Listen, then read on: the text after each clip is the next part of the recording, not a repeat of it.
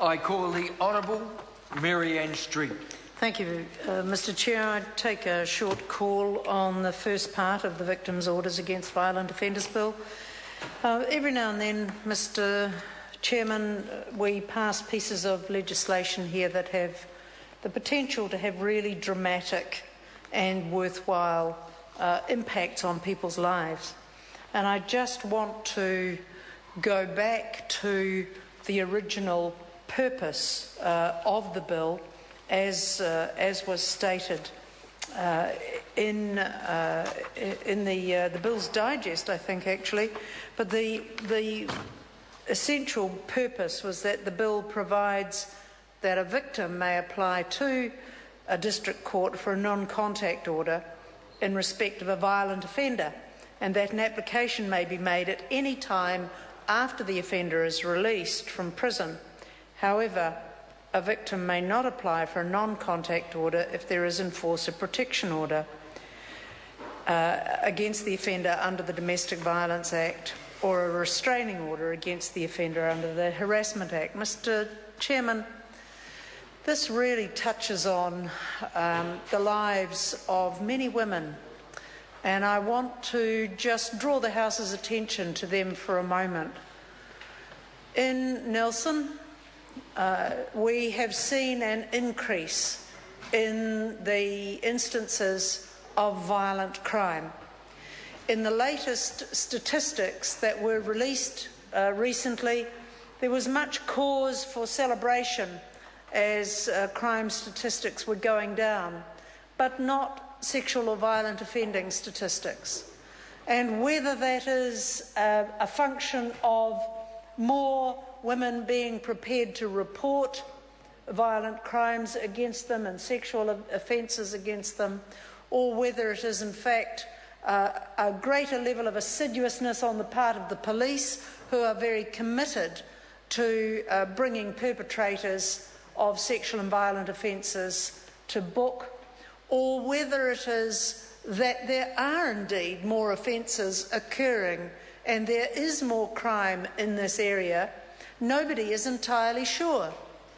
So out of those three possible reasons, nobody has sufficient evidence to say which is the dominant contributing factor. Are more crimes happening? Are we reporting them more? Are the police better at dealing with and resolving these crimes? Mr Chairman, I think the prospect of having somebody who has violently and sexually assaulted a person be released from prison and wash up in close proximity either to where the victim works or lives is a re-victimising of the victim.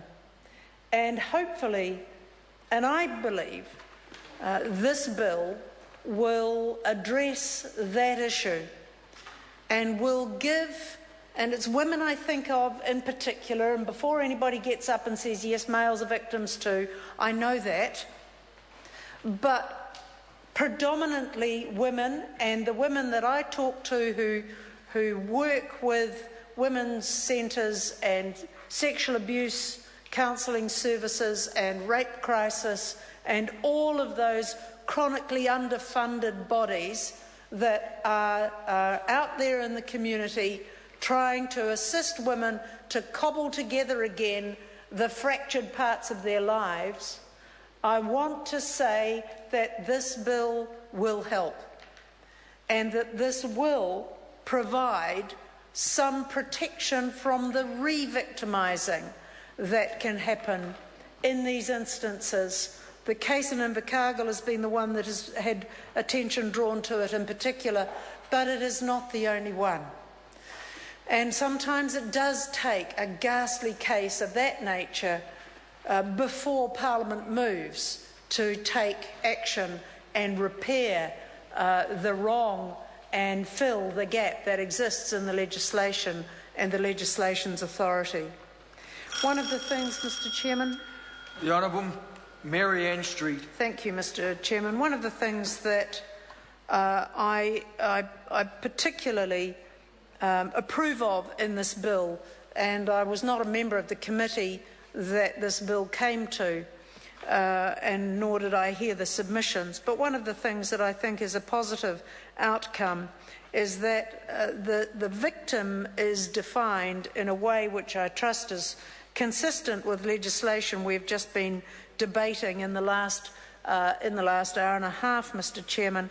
But the victim is a person against whom a violent offence is committed by another person, and a parent or legal guardian of a child or a young person who has had an offence committed against them, or is a member of the immediate family of a person who has had that violence perpetrated upon them. There is a caveat in that definition, of course, that says that obviously if the parent or legal guardian and the family member are in fact ones charged with such offences, then clearly they are not the victims in this instance.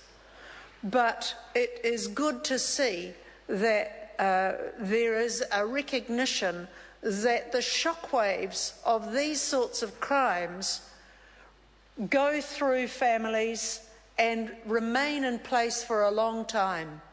And it takes a long time to recover, to regain and repair a fractured life, and to begin to approach the world again as a whole person.